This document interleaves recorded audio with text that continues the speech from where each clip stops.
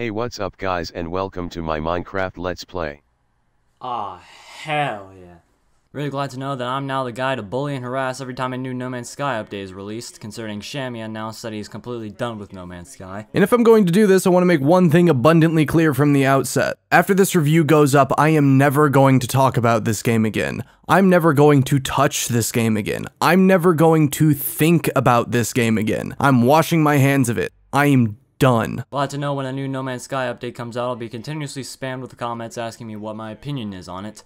Listen, if there's another update that completely destroys the game and makes it one of the worst video games ever, this is my last video on No Man's Sky. Unless I were to do some sort of funtage or funny moments in the game or whatever. So don't start asking me to review an update later on, but right now, my views are down and Social Blade agrees, so let's just jump into it.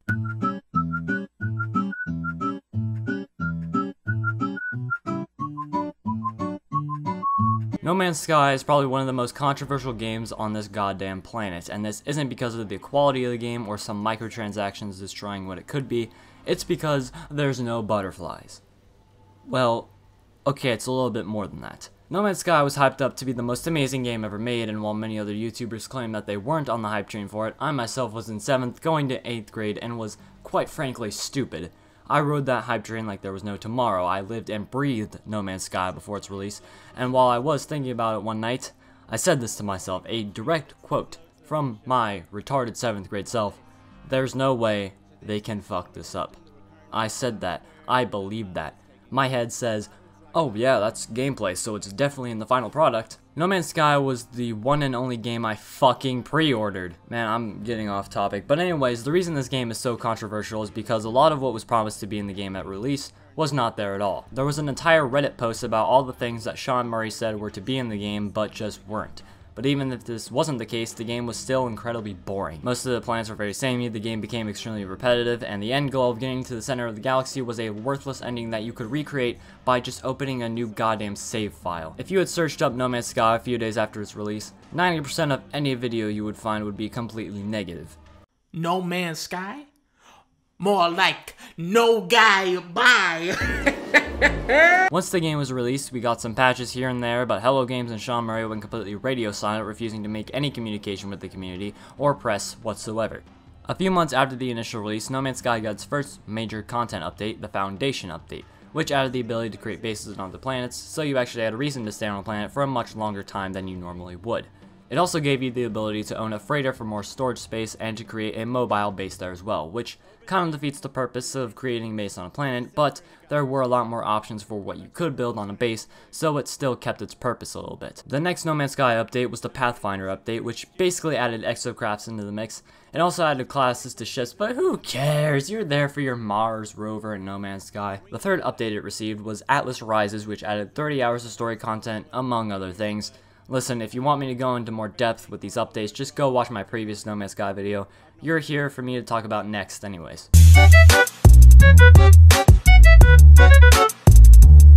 No Man's Sky Next is the biggest update that No Man's Sky has ever received, adding a plethora of content and even revamping old mechanics. They revamped the materials, deepened the crafting, allowed unlimited base building, improved the generation, added third person, and even multiplayer, along with a whole shit ton of other stuff. Now you're wondering what I think of the update, and in my opinion, it's good. In a minute, I will gush over the game about how much I like it, but right now, I need to vent. Most of these things may be patched by the time this video comes out, but I still need just to let out this frustration and anger. While this update has improved a bunch of stuff, it has also caused me monstrous amounts of frustration and anger. Let's start with the bugs. This update has caused more bugs than I can ever imagine for this game. On one of my first sessions in the game, I accepted a mission on a freighter and was then teleported to the outside of the freighter I was in and fucking died from cosmic ray bombardment. This has happened so many times that it's become a game in and of itself to guess when you're going to teleport to the outside of a freighter.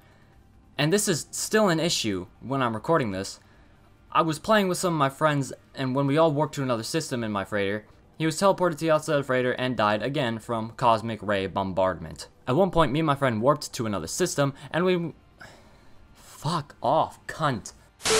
At one point, Me and my friend warped to another system, and when we were attempting to exit his freighter, his game crashed, and I was stuck in his freighter alone in the new solar system that we had just warped into all by myself, and had to quit to mode select and wait for him to start up his game again, and then join him and wait for the game to load its fucking shaders while it runs at 5 frames per second. When I tried playing on my PS4 and I warped to another system, the screen would turn black and I would have to completely restart the game. Many of the missions you get completely bug out.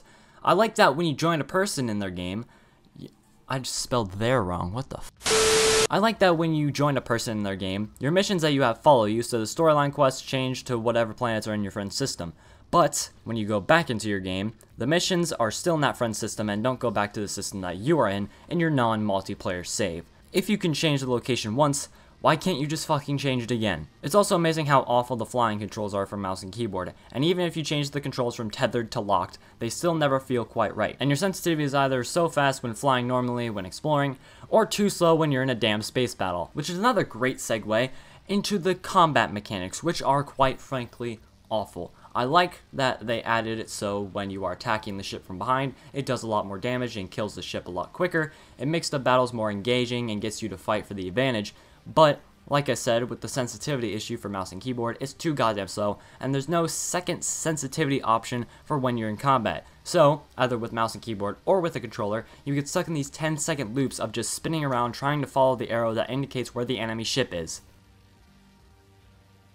The only fun space battles are when the pirates are attacking a freighter because at least the locals are decent enough to help you kill the pirates so they do a little less damage to you and actually give you a fighting chance. Space battles aren't the only version of combat that was done poorly. Let's talk about the ground combat. The best way to kill a sentinel would be some form of the bolt caster or some form of blaster fire, but it shoots so goddamn slow that you kill about one space police robot every 3 minutes. And then they give them armor, which makes the fight last even longer. And then they bring in the dog sentinels that move too quickly for you to hit any of the critical spots so you can do a ton of damage. And then there's the walkers, and the only way to kill them without having an aneurysm is to get in your ship and shoot them from there, and even then, they take fucking forever to kill. And what you get from killing them is an important part to some of the technology you acquire later on. I only had it because we had a quest to kill one and saved it for later on, and it was useful. Also, let's talk about that quest, shall we? We had a quest to kill a sentinel walker, and we killed one. Indeed we did, I got the walker brain and everything, but the quest didn't get fucking completed, did it? A lot of the quests are like this. All the assault a freighter quests are like this. You go to the target freighter, and instead of the game wanting you to attack it, it sends out a distress signal as if you're meant to help it. Okay, fine. A little bug. I'll just kill the attack ships, then assault it. Well, that doesn't fucking work. You kill the attack ships and then attack the freighter, and it doesn't give you any progress towards completing the freighter. And it doesn't give you any progress towards completing the freighter. Freighter pods destroyed, 0 out of 3. Okay, maybe I'm supposed to attack the freighter with the other pirates. Well, that doesn't fucking work either. Freighter pods destroyed, 0 out of 3. What the fuck do you want from me, game? All you're giving me is a fucking wanted level with the sentinels. There's a mission where you must steal industrial secrets. Secrets? Secrets. Secrets. Secrets. There's a mission where you must steal industrial secrets. Well, once you get to the factory to steal them, there's already a bunch of sentinels waiting there for you. And once you get close to it, it immediately gives you a 5-star wanted level and spawns a fucking walker, making it essentially impossible to complete the mission without it wiping the data. But even then, it still gives you objective completed, so you still get the fucking reward anyways. There's also some minor issues that occur as well in the game, like when 2 of my friends were flying around, every time that they fired their weapons, they would take damage. Also, taking off when your ship is on a frigate is a little weird. You take off and then it's just Multiplayer is a bit buggy as well. At some points when I summon my freighter, my friends can't see it, and the only way that they can is to restart their game. Also, when I summon my freighter, the ships in my collection aren't there, and they only appear when I warp to another system while in my freighter. Also, the crosshair on S-Class ships are very inaccurate. Bases are a bit horseshit as well. Even when you delete a base, the game still thinks that the base is there. So, when I had a quest with my base, I had to go back to the system it was in because of the problem where I join my friend's game and go back to mine and it doesn't come back to the system that I'm in. But when I got there, there was no base computer because the base had been deleted. But it still wanted me to be there anyway, so I had to construct a new base computer just to get that done. And even though it said when I was in another system, teleport to your base using a space station teleporter, create a new base computer, when I built a new base computer in a different system, it still didn't fucking work. No Man's Sky Next has been a huge exercise in frustration, but even with all of these bugs, glitches, etc., I still find myself playing and enjoying the game. I love looking at these vast and open planets and seeing what they can offer, the creatures I can find, or the bases I can make. Me and my friend found this beautiful, glowing planet that looks amazing at nighttime. While he went on to try and find a lush planet for himself, I stayed back. I built a staircase up to this huge floating rock and then began building a base there. The crafting has also been given a huge update, as I mentioned previously. I think this is one of the things this game really needed. Crafting was simple, which isn't always necessarily a bad thing depending on your preference, but it felt a little too simple. Should it really just take a little bit of plutonium to fuel launch thruster? No, you gotta make actual fuel for that shit. Then again, you only use tritium to fuel your pulse engine, but it's one of the most important ways of getting around, so making it take a while wouldn't make too much sense. The way you make warp cells also makes a lot more sense as well. You have to make antimatter, then antimatter housing to actually contain it, which makes a lot more sense than using antimatter in like carbon or thamium-9 or whatever you used to use. I'm too lazy to check. The materials got revamped as well, so instead of iron you have ferrodust, instead of plutonium you have condensed carbon. There's also a lot more materials which require refinement, and you can build a refiner fairly easily. You can also pick it up and carry it with you wherever you go, so you never need to constantly build one every time you need to refine something unless you're a dumbass and don't pick it up every time after you're done using it. Freighters were given an overhaul as well, allowing for even more space to build a base in, and even allows you to own a full fleet of frigates.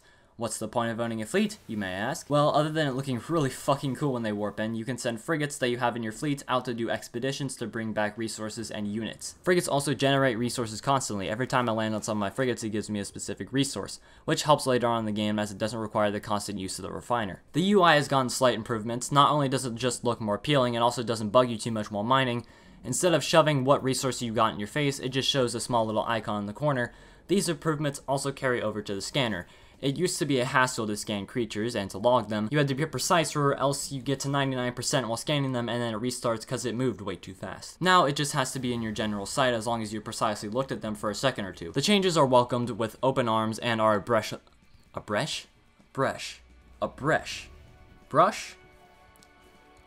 Fuck. The changes are welcomed with open arms and are a breath of fresh air.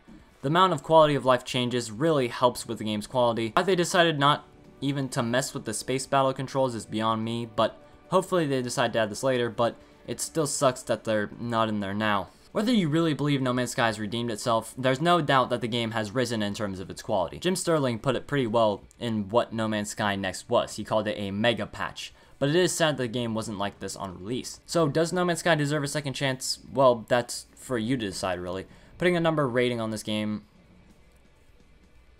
So does No Man's Sky deserve a second chance? Well, that's really for you to decide. Putting a number rating on a game like this can't really be done, because it's really all down to what you want out of a game like this. If you like grindy games and don't care too much about any repetitive aspects and want to explore a vast, varied galaxy, then this is the game for you. If you're looking for a game with a deep and rich story with amazing characters with developments of their own, then this might not be the game for you. I'm not going to tell you whether or not you should go out and buy this game, because again, it's all down to preference. I bought this game on Steam for $30, and I think that is a fair price if you are thinking about buying it. I also want to take this segment to say, gaming companies, just because No Man's Sky was able to win back the hearts of many of its original fans doesn't mean you release an unfinished game and hope to patch it with content later on. Sea of Thieves. So, my thoughts on the update, it's good. It's really improved the quality of the game, but it still needs some major bug fixes right now at the time of this recording. No Man's Sky has made a galaxy-sized comeback, as some like to put it. But tell me, what do you think of No Man's Sky now? Do you think it's worth playing with this new update? Or are you still furious that the game was released unfinished and had to take a series of patches with content updates to make this game fully realized and refuse to buy the game to prove a point? Let me know in the comments. And I have to give credit to Hello Games and Sean Murray. Yes, they misled consumers. Yes, they lied about many mechanics. But instead of talking to the press and community saying, "We're sorry, we'll do better, we promise," they were already hard at work doing that exact thing. But anyways, thank you all for watching. Make sure to like the video, subscribe if you are new, and I'll see you all in the next one. Peace.